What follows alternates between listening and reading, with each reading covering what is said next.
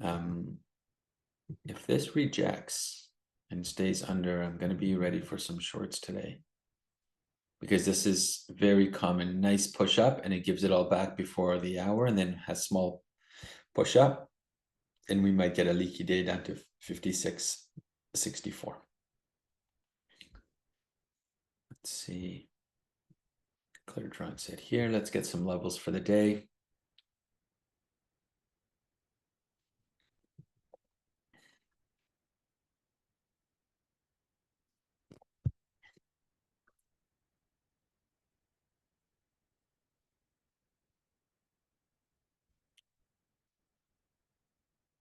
Okay.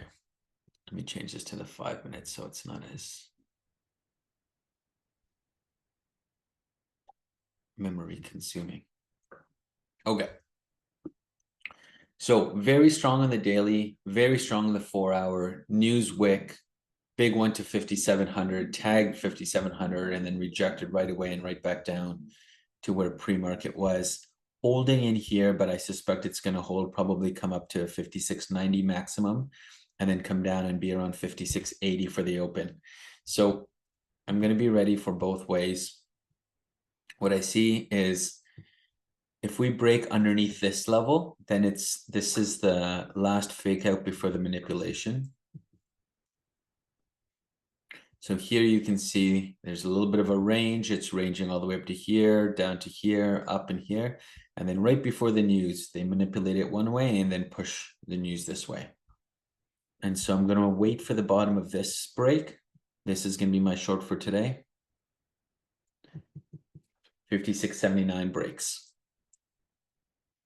56.79 breaks. I'm looking for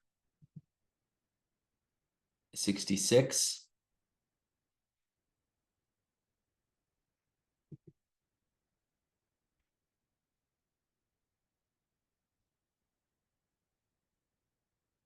$72 is the first target, 66 is the second target. And then let me see what price action we have below there as our third target for the short.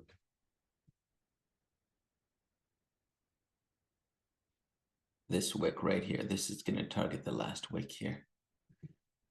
If this does get leaky, stays under 56.80, and we start to see this drop down to 72 and 66, this will be the choppy range. Once it clears past 64, we should see a pretty quick drop. And there's a fair value gap here, which we'll use the target almost a 50% point in here. Fair value gap in here on the 5 minute that we see around lunchtime. 56.59 was the last target of the bottom of that liquidity, which almost lines up with 50% of that fair value gap. That'd be final target. Bullish scenario.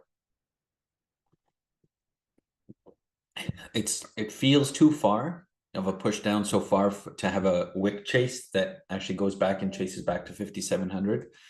So we'll prepare a bullish scenario anyway, but it feels like it would be choppy or to the downside.